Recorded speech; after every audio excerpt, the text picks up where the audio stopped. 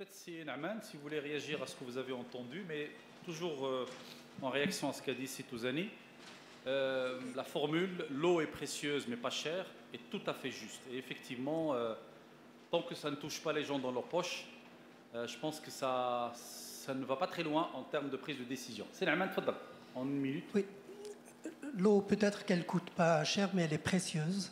Et puis l'économie de l'eau, c'est une économie circulaire. Je veux dire, l'eau qui est consommée de manière efficiente, c'est des économies sur les investissements, sur les exploitations.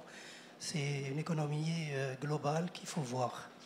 Alors, nous, en tant qu'entreprise BTP et membre de la fédération, donc bien sûr, non, le rôle de la fédération, c'est la mise à niveau des entreprises de BTP. Les entreprises BTP se sont engagées depuis déjà pas mal d'années dans leur processus de réalisation moyennant des plans d'assurance qualité sur lesquels en fait les entreprises s'engagent sur la qualité des matériaux, sur la qualité de leurs travaux jusqu'à la livraison de l'ouvrage. Et d'un autre côté, l'entreprise est consommateur d'eau. On l'a vu à travers les présentations de Serraros, qui, moyennant une solution innovante, ont trouvé le moyen de réussir des compactages sur des plateformes autoroutières qui, traditionnellement, l'arrosage des plateformes est grand consommateur d'eau. D'accord. Le secteur du BTP qui emploie 1,2 million de personnes, c'est autant de consommateurs d'eau.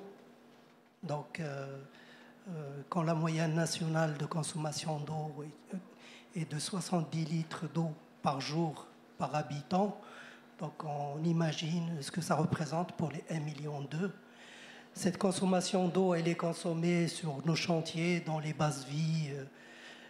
Donc on doit être attentif sur la qualité de nos installations dans ces bases vies, de manière à éviter, comme l'a dit Madame Benranem, les robinets jaunes.